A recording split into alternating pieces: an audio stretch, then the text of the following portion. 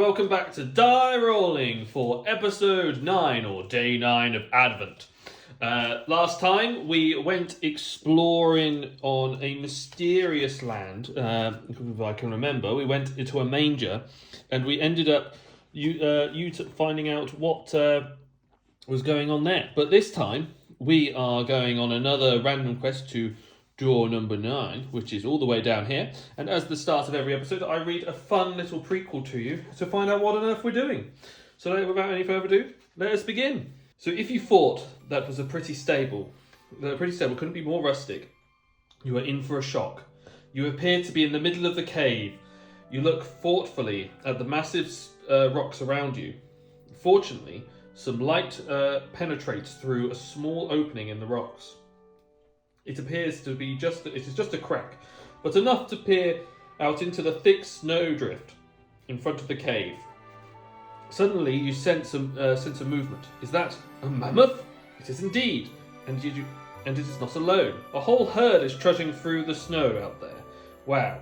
In your head, the thoughts are spinning. You can't believe it. But are you hallucinating? Obviously, you are not only traveling in space, but also time. You have landed in the distant past. But how is that possible?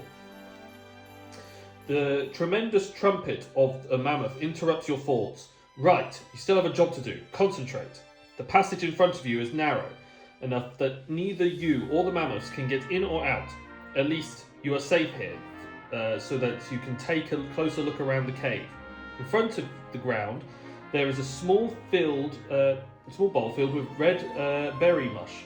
Possibly some kind of primeval pigment. Further investigation reveals some stone tablets decorated with paintings. One of the walls also appears to be painted.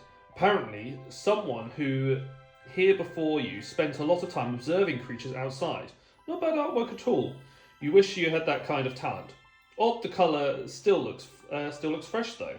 So I now open door number 9. So if I open up door number 9, we should see a bunch of things. So I'm going to tear off the page, and then we're going to get that ready. We've got like a little diagram here of all these suns and a fire on here. There's not much else on here other than to open the door. So I'm going to put that to one side because we might need that later. So let's open up the door, wherever the little divot is, and see what comes inside. So inside was a lot of cards of different things, and in here in the book we have like a bunch of berries being trounced at the back. Oh, and then we've got like some numbers on the wall with the paint. If you can make that out, sorry if I can try and find the right one. If you can make that out, we've got like 3 different animals. So we've got a mammoth as number 1, we've got, I believe, a bull as number 2, and a person is number 3. So I'm guessing we're looking for those sort of symbols. So on these cards, we've got different animals and creatures of different variations. So it looks like we're trying to figure out from, say, a particular sun, like connecting the things together. And maybe we'll figure out what is going on. So at the moment, we've got cards of different with different suns in the top corner. So I think the first thing to do would be to order by sun, right? Because each of the suns have like a value. So I'm just going to go and order these. So we've got, if I push this back a little bit, we've got a little bit of room at the front. So we've got the one with sun number 1. We've got one with sun number 2. And we're going to sort of see where they're moving around.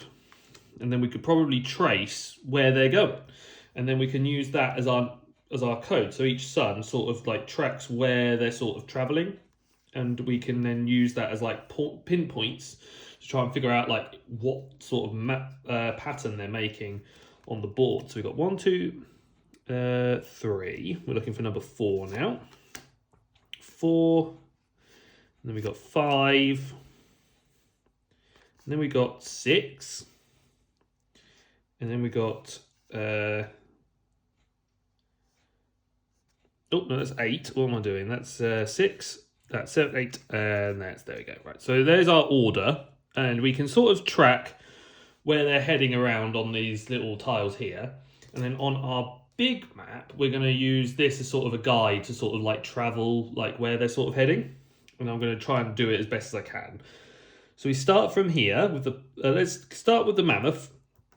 So we're wanting to see where the mammoth goes so that we can see what's going on. So it starts from like the top of the campfire, like right here, and then it goes up here, then it goes round here, then it goes down here, round to this bit, up here, and then all the way across to the top corner. So it sort of makes a 6, if I followed that right. So it goes around there. So I'm going to put mammoth for 6. So we're going to do day 9 on here. So I've got a list. So we're going to start with 6, and that's the mammoth. Okay, so then we're going to follow the person. So that's for equals n. I'm just going to use it as that. And so for the person, we start from here. We go across a little bit. We go down here. We go into here, then we come back out here, we go down a bit, and then across the bottom, which sort of makes a 3. So that's going to be a 3 for the person. And then we've got a rhino, which is not a rhino, what am I talking about? That's an ox. And let's follow the ox round. So the ox starts in the bottom corner. He then goes all the way across to the other corner. He then goes up to beneath the flame, then goes up to here, goes up 1, up across the middle, and down here, which kind of makes a 2 from what I was following. So according to the little diagram on the side, it goes mammoth, ox, person. So if that's right, that's 6, 2, 3 on the little dial. So let's do that. So we've got 6, we've got 2, we've got a 3.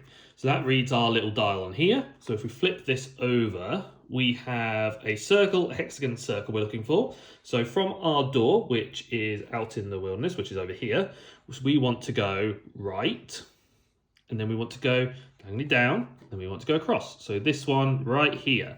So that is circle, hexagon, circle, and that is the day for tomorrow. So we have solved the puzzle perfectly easily. That was actually a really nice little puzzle. That was like just a few reorganizing cards, tracing symbols of what's going on.